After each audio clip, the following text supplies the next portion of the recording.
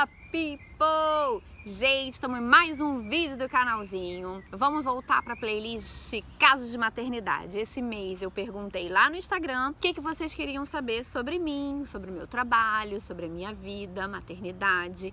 E vocês pediram mais uma vez a sequência Casos de Maternidade. Love! Qual é o tema de hoje? A minha experiência com a amamentação. Naturalmente, eu tive duas experiências com a amamentação e duas experiências muito diferentes. Muitas coisas diferentes aconteceram, errei mais do que acertei e vou te dizer, o negocinho difícil é esse negócio de amamentação, né não? É difícil, mas eu apoio muito. Até para a volta ao corpo, apoio demais. Eu vou explicar ao longo desses vídeos do mês de setembro o porquê que eu apoio a amamentação no link Casadinha para a volta ao shape da mamãe. Eu vou explicar exatamente como tudo isso acontece. Agora vem comigo que eu vou contar sobre a minha primeira experiência, nada romântica, sobre aleitamento materno.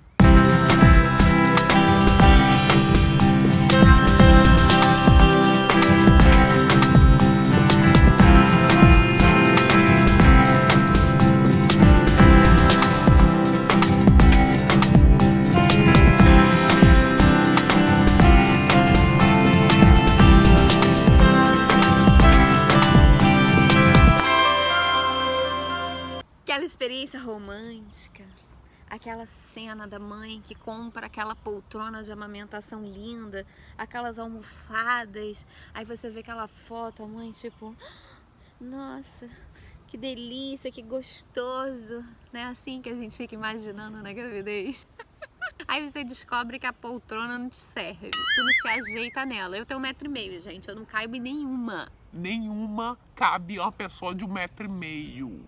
Eu posso botar 300 mil almofadas parecendo uma nave espacial e eu não dou ali dentro daquele negócio. A verdade é essa. A minha experiência já começa meio traumática na porcaria do negócio, aquele trambolho que ocupa o quarto inteiro e que não serve pra nada. Vamos lá, vamos continuar na ideia. Aí você acha que vai ser super fácil, super natural, né? Todo mundo amamenta, mãe. Assim, né? O corpo da mulher foi feito pra parir, pra gestar, foi feito pra amamentar. Você acha que é muito natural e que simplesmente coloca o peito pra jogo, bota a criança lá e pá!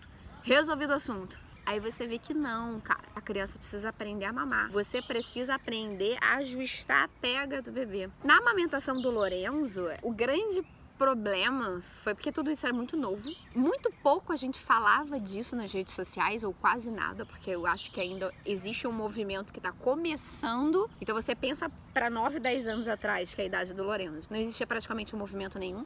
Eu busquei muito uma consultora de amamentação para me ajudar, para me dar suporte, apoio, não achava. E o meu primeiro grande desafio, e eu acho que para muitas mães é isso, além da dor, né, porque dói amamentar nos primeiros momentos, a sensação não é muito gostosa, não é tão prazerosa. A primeira sensação, o primeiro contato com a amamentação dói. O mamilo, ele não tem preparo para isso. Por mais que você fale, eu preparei, eu passei buchinha, eu peguei sol, não sei o que, nananã. Isso tudo pode melhorar, amenizar o impacto, mas não resolve. E algumas têm mais sensibilidade do que outras mães. E naturalmente, tanto quanto na gestação eu sentia, só de cair água, eu sentia muita dor no peito, sentia muito desconforto no mamilo. Então realmente foi um primeiro momento nada muito agradável não. Mas ok, me ajustei com a pega, o Lorenzo era super ansioso, ele não ficava muito e eu tive que aprender, ele mamava e eu ficava segurando ele assim com a cabeça dele, com a outra mão assim, eu ficava segurando. Tipo, vai moleque, mama aí, se concentra nessa porra, pra gente se livrar logo dessa parada. E uma outra coisa, assim, vou ser bem sincera, eu sou bem agitada, né? Vocês já perceberam isso, eu acho. Acho que ligada no 220 é pouco pra mim, eu boto um pouquinho mais aí, que eu acho que é onde eu tô. Então vocês imaginam, eu não tinha aquela paz, plenitude pra ficar sentada horas amamentando a criança, né? Tipo, vai filho, na maior calma do mundo, fica aí. Confesso, gente, eu acho que o que mais me angustiou na amamentação do Lorenzo era ficar sentada na porra da poltrona, sofá, de qualquer lugar e ficar ali sentada, entendeu? Por sei lá quanto tempo, até aquela criança acabar de mamar, entendeu? Aquilo me dava angústia, me dava um pouquinho de angústia. Mas eu não desisti, eu falei, vou amamentar essa criança, eu vou amamentar ele. sabe? Afinal de contas, já não rolou parto. Isso aqui depende só de mim. Não tem outra pessoa aí no meio da história, não. A pediatra do Lorenzo, o apoio dela foi fundamental. Eu acho que isso é uma coisa que falta na nossa sociedade. Falta nos médicos, falta nas famílias, falta na rede de amigos, né? Na sociedade como um todo tá faltando o apoio. Porque como tudo que é natural meio que saiu de moda e tá voltando aos poucos à moda. Então o que as pessoas mais falam pra vocês e naturalmente falavam pra mim também? Eu ouvi muito isso na minha primeira amamentação. Cara, por que você tá sofrendo? Por que você tá passando por isso? E das pessoas mais próximas, tá? Da minha vida. As que mais deveriam me apoiar. Tipo, Não é só ali na farmácia comprar uma lata de leite e botar na mamadeira e dar pra criança. Por que você tá sofrendo por isso? uma parte dos homens falam isso pra gente. Até porque eles precisam se colocar no lugar, desculpa, de homem, de adulto, e entender que aquela mulher não tá disponível pra ele, que ela tá 100% voltada pra aquela função, pra aquele bebê, pra aquela criança, pra função de manter, né, aquele ser vivo através do que ela produz e da energia que ela troca com essa criança. Que naturalmente vai para muito além de um líquido que sai de dentro do seu peito, vai para a energia que você troca com essa criança, vai para o vínculo afetivo. E a gente fica muito exausta, a gente também não sabe lidar com isso. Rola uma invasão de privacidade, além da crise de identidade desse bebê que acabou de chegar, porque assim, acabou de chegar um bebê que é o seu filho e que te coloca numa posição de sou mãe agora. Que mãe é essa? Quem é essa mãe? Caramba, eu sou a Roberta. Não, mas eu sou a Roberta agora, mãe do Lorenzo. Quem é a Roberta, mãe do Lorenzo? Gente, a cabeça da gente tá a mil. São 1000 informações, é muita coisa nova. Aí você tem que aprender a lidar com as questões da amamentação. Gente, é tanta coisa que acontece que óbvio que é muito mais fácil você ir na farmácia e comprar uma lata de leite. Mas acreditem que todo esse processo ele é muito inteligente. A natureza ela é muito inteligente. Todo esse processo tem uma fisiologia por trás, tem uma liberação de hormônios por trás disso. E é isso que faz com que muitas coisas comecem a acontecer e a se organizar internamente. É o tempo de você se organizar e você se voltar para esse bebê e vincular com o seu filho e entender qual é a sua função no mundo como mãe. É o pulo do gato, entendeu? Agora você precisa dispor tempo, energia e se dedicar a entender esse processo. Se você procurar uma via mais fácil, que ela existe, ela tá ali na farmácia, que é fácil, em algum momento você vai pagar por essa praticidade, por essa facilidade. Como tudo na vida tem um preço e você vai pagar por esse preço. E vínculo afetivo você pode até tentar construir de outras formas. E existem várias formas de se construir. Óbvio, não estou dizendo que não. Mas a amamentação é uma excelente oportunidade de você gerar esse vínculo afetivo. Além de resolver várias outras coisas. Mas vamos à prática da coisa, porque aqui nesse vídeo não tem muita organização do negócio, não. Pra mim, o mais difícil da amamentação do Lorenzo foi porque eu me tornei escrava da bomba elétrica. Que depois, até profissionalmente, fazendo cursos, porque ser personal é uma parte do meu trabalho, né? Eu acabo sabendo várias outras coisas, por mais que eu não trabalhe diretamente como consultora de amamentação. Hoje em dia eu entendo muito para poder identificar os problemas que estão acontecendo durante o meu processo, porque eu tenho uma proximidade muito grande com as minhas alunas e com vocês até nas redes sociais, e poder falar assim, nossa, agora você precisa de uma consultora de amamentação para poder te dar um suporte, te dar um apoio maior. A primeira palavra é apoio. Gente, essa palavrinha tá perseguindo a gente, né?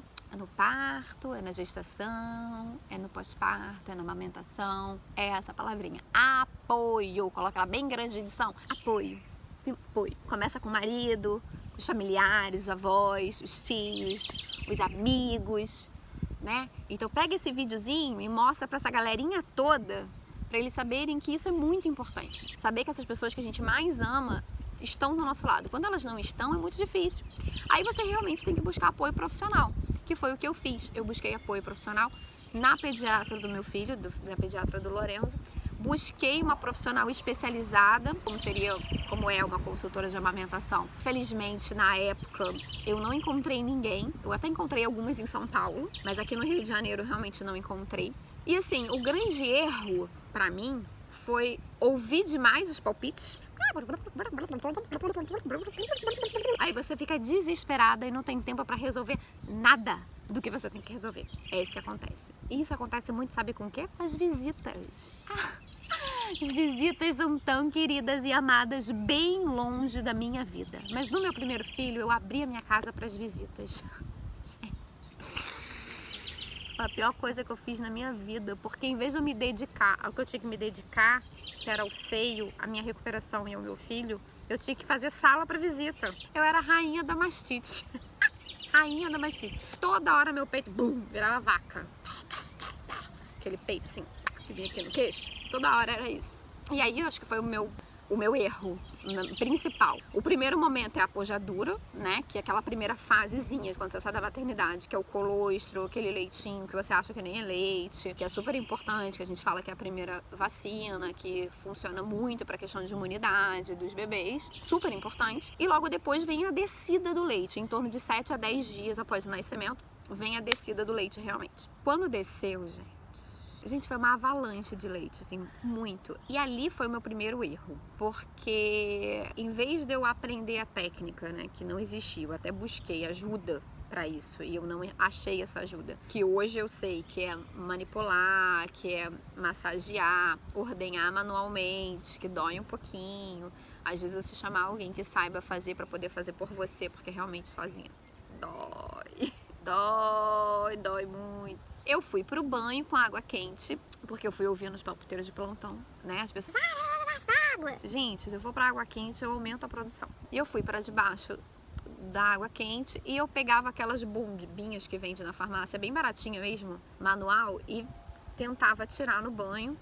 E naturalmente o meu corpo foi produzindo cada vez mais, cada vez mais, cada vez mais, cada vez mais, cada vez mais. Eu produzia muito leite, muito no peito direito. Vocês têm isso, gente. A criança gostava, os meus 2 filhos, eles amavam o peito direito, então esse peito aqui bombava. E eu acabei caindo no erro de, em vez de eu regular essa produção, né, que os primeiros 3, 4 meses são realmente para você regular a produção. O corpo, ele vai sempre produzir mais do que o bebê realmente mama. E você tem que tentar regular essa demanda e fazer seu corpo entender esse processo natural de demanda de produção de leite para se ajustar à quantidade que o seu bebê mama naquele momento, a cada mamada. Em vez de eu fazer isso, eu aluguei uma bomba elétrica. E não era dessas modernas que tem hoje, não. Não, que você só segura ela e fica lá. Eu aluguei uma que me deu tendinite nos meus 2 punhos ainda por cima. Que não era só segurar. O segurar também pode gerar tendinite e o bombear aqui também. Então a gente tem que ficar ligado nisso aí, tá? De fortalecer toda essa região, não só pela posição, mas também às vezes por conta das ordenhas, ó.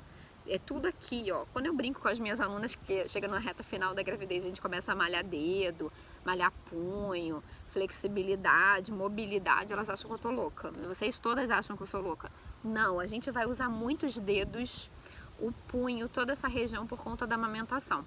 Então vocês estão vendo que é um negócio que dá trabalho, né? Que mexe até com o seu corpo. Exige uma preparação física, inclusive anterior, para que você não tenha nenhum tipo de lesão. Eu tive, porque eu não pensei nisso na primeira gravidez. Eu treinei a gravidez inteira e eu só pensava assim, putz, por que eu não pensei nisso? Como eu não pensei nisso? Então eu ordenhava, né? Eu colocava lá, acoplado no peito, e era uma borrachinha com corte no meio dessa borrachinha. E eu tinha que ficar fazendo esse movimento assim com o dedo, ó. E ficava fazendo esse barulhinho assim, ó. Que aí fazia o... Lembro exatamente, gente. Tirava leite rapidinho. E eu tirava, tipo, mamadeiras gigantescas. Eu podia doar. Eu cheguei a doar leite, inclusive. Não com muita facilidade, porque a logística não era muito boa. Mas eu deixava bastante leite. Enfim, a produção era enorme. Eu me tornei escrava da bomba elétrica. Eu parecia a vaca mimosa pela casa com... Gente, com aquela bombinha pendurada. Meu irmão me sacaneava tanto, irmão. Te amo tanto. De tucano eu virei vaca mimosa, entendeu? Porque a adolescência toda eu fui tucano pelo nariz, gente, ó. Meu irmão me chamava de tucano. Meu irmão fazia bullying comigo. Eu sou a irmã mais nova, sabe como é que é. E no pós-parto, toda vez que ele me via, ele ficava me sacaneando, dizendo que eu era uma vaca mimosa. Mas enfim, a amamentação foi... Eu vou dizer pra vocês que foi mais assim, aprender a ultrapassar os obstáculos. Não foi tão prazerosa assim. Porque o que eu digo pra vocês, assim, os primeiros 3, 4 meses, ele é muita coisa que acontece no meio do caminho. Não é realmente tão gostoso. Essas fotos que a gente vê, minha mesmo, que vocês vão ver nas minhas redes sociais, cara, quem não me segue vai lá me seguir. Tem várias fotos minhas lindas amamentando, principalmente a Mel. Do Lorenzo não tem muita, porque realmente não foi esse momento irradiante, de pura luz. Não foi. Já plenitude, amamentando, não foi. Foi uma coisa mais racional, sabe? Eu tinha que fazer, eu sabia que era o melhor pra ele, era o melhor pra mim. E eu realmente fiz com essa intenção. Que é melhor pra ele do que é melhor pra mim. O Lorenzo chupava chupeta, né? Acho que é importante. Tá falando de bico, né? Bico, mamadeira, peito. Então, vamos falar disso. O Lorenzo chupou chupeta. Ele nasceu, não tinha nenhuma chupeta. O Lorenzo foi aquela criança que, assim, gritava, urrava, batia, quebrava a casa inteira com cólica. E realmente, a primeira vez que ele mordeu meu peito porque eu tava com cólica, eu quase... Porra, meu irmão, na moral, sim, não vai dar pra gente conversar. Aí a pediatra falou assim, não, Ru, compra uma chupeta, dá, porque realmente a sucção melhora, dá uma acalmada. E realmente pra mim foi a melhor opção naquele momento. Eu comprei a chupeta, dei pra criança, a criança aceitou a chupeta. Ficou tudo lindo, maravilhoso. Pô, resolvido. Ele só usava para esses momentos caóticos de cólica e para dormir, para não ficar chupetando em mim. E assim íamos. Ah, Roberta, foi livre demanda? Não foi uma livre demanda, não. Porque nem tinha essa linguagem de livre demanda. Hoje, como eu entendo o que é livre demanda, eu vou dizer pra você que não foi livre demanda, não. Eu regulava os horários dele de mamar. O Lorenzo mamava por volta... intervalo aí de 2 horas e meia, 3 horas, e ele era super certinho. O Lorenzo mamou exclusivamente no seio até os 6 meses, e conforme foi entrando a introdução alimentar, ele foi naturalmente deslocando, né? E foi realmente despassando, e nós ficamos com a mamada da manhã e a mamada da noite e a alimentação ao longo do dia. Até que ele meio que perdeu o interesse, vamos dizer assim. E como eu ordenhava muito leite, o Lorenzo, não sei, mas eu acho que com uns 2 meses já, porque no início eu descartava mesmo, mas acho que com uns 2 meses ele já usava mamadeira. Eu não dava no copinho, não fazia processo de translactação, nada disso que existe hoje, porque realmente não tinha essa informação, não tinha essa cultura. Não sei nem se isso existisse, se falava disso. Se falava, tipo, eu não cheguei a acesso à informação e eu vou ser honesta com vocês. Então eu fui tradicional na mamadeira e eu dava o meu leite na mamadeira, não dava fórmula. Então o Lorenzo já estava acostumado com o bico.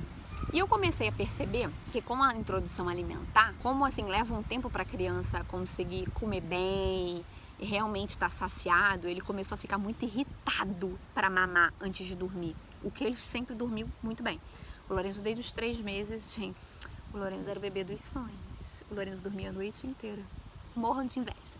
Agora eu posso falar, porque quando a gente tá vivendo um momento, se você tem um bebê assim, você não conta pra ninguém não, se as pessoas morrem de inveja e não dá muito certo a energia ruim. Mas como já passou, assim, eu posso falar, porque tá tranquilo.